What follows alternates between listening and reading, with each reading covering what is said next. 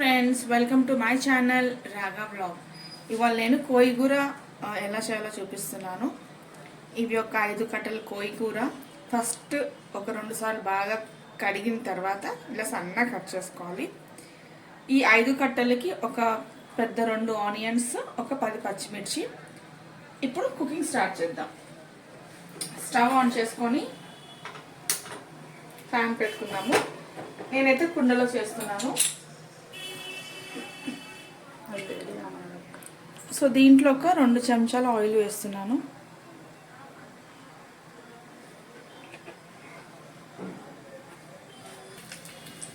Oil వేడైంది. ఇప్పుడు ఇందులో నేను పచ్చిమిర్చి వేస్తున్నాను.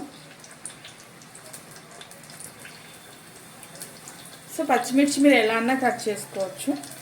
పొడవుగా కట్ చేసుకోవచ్చు, సన్నగా ఎట్లన్నా కట్ చేసుకోవచ్చు. ఇప్పుడు దీంట్లో ఆనియన్ వేస్తున్నాను.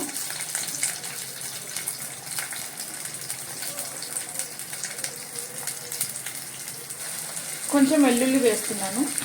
వేసేసి ఇప్పుడు కలుపుకోవాలి.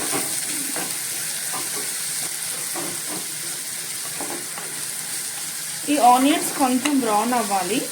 ఆనియన్స్ ఫ్రై అయినాయి. ఇప్పుడు దీంట్లో మనము కోయిగూర వేసుకుందాం.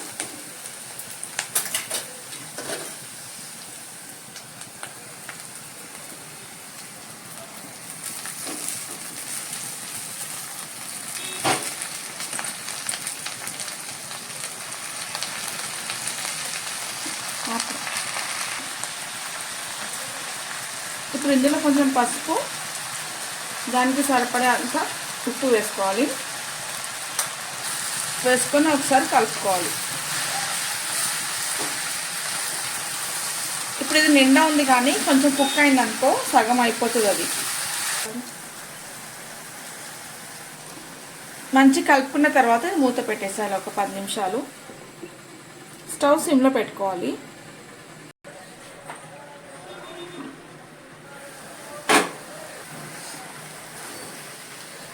ఇది చూడండి, ఆకుకూరలో మొత్తం వాటర్ అంతా వెళ్ళిపోయింది. ఇది ఆల్మోస్ట్ ఒక 60-70% కుక్ అయిపోయింది. ఇప్పుడు ఇందులో ఇది పెసరపప్పు వేయాలి. ఇది ఒక 3 చెంచాల పెసరపప్పు నేను ఒక గంట సేపు నానబెట్టాను. సో ఇప్పుడు ఈ పప్పు దీంట్లో వేసేసుకుందాం. పిల్లలు ఆకుకూర తినరు కదా, సో ఇలా పెసరపప్పు వేస్తే కొంచెం పప్పు లాగా ఉండి తింటారు అనేసి అప్పుడప్పుడు ఇలా చేస్తే బాగా తింటారు వాళ్ళు. సో అది వేసేసేసి మంచి కలుపుకోవాలి. ఇది ఇంకొక 5 నిమిషాలు కుక్ అవ్వాలి. ఎందుకంటే ఆల్రెడీ పప్పు గంట సేపు నేను నానబెట్టాను కాబట్టి ఇంకా ఆకుకూర కూడా ఉడికింది మొత్తము. ఇంకొంచెం అయితే అయిపోతుంది. సో ఇంకొక 5 నిమిషాల కోసం మూత పెట్టేద్దాం. 5 మినిట్స్ అయింది. చూడండి, మొత్తం డ్రై అయిపోయింది. నేను స్టవ్ ఆఫ్ చేస్తున్నాను. పప్పు బ్రేక్ చేస్తే బ్రేక్ అవుతుంది.